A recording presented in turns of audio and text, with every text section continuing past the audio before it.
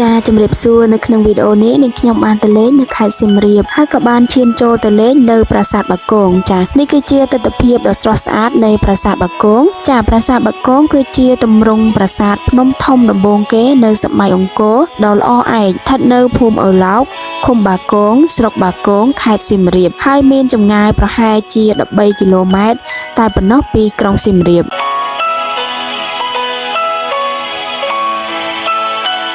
នៅពេលដែលយើងដើរចូលទៅត្រង់ខាងមុខប្រាសាទយើងនឹងបានឃើញរូបគោដែលមានឈ្មោះថាគោអ្នកទិននៅនឹងមុខប្រាសាទ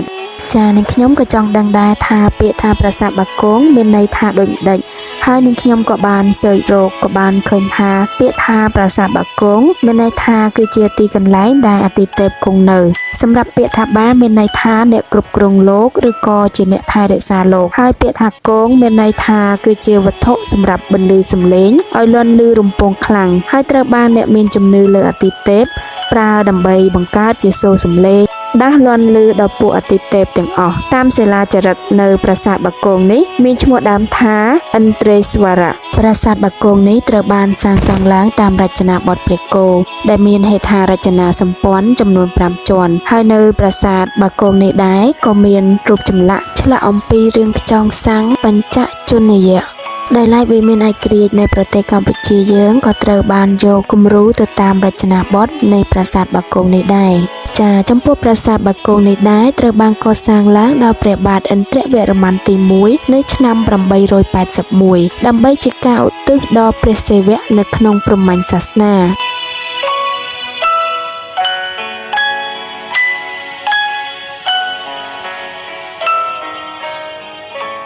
ហើយប្រាសាទបាគងនេះដែរគឺស្ថិតនៅចំកណ្ដាលអតីតរាជធានីហរិហរល័យប្រាសាទបាគងគឺជាប្រាសាទមុនគេដែលបានសាងសង់អំពីថ្មភក់ប្រកបដោយនិមាបនកម្មដ៏ល្អប្រណិតដែលមានឈ្មោះដើមថាថ្មនៃឥស័កហើយតំណាងឲ្យភ្នំព្រះសុមេរុនៅប្រាសាទបាគងមិនត្រឹមតែមានប្រាសាទដ៏ស្រស់ស្អាតនោះទេថែមទាំងមានរូបចម្លាក់នាគលូនមានព្រះវិហារចំណាស់និងមានហេដ្ឋារចនាសម្ព័ន្ធ5ជាន់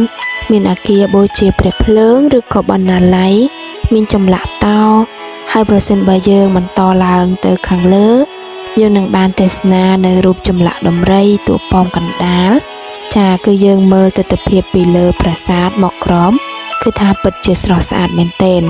ហើយសម្រាប់ផ្នែកខាងក្រោមនៃប្រាសាទដែលមានក្បូរក្បាច់រចនាដ៏ស្រស់ស្អាតនេះគឺមានគូទឹកនៅ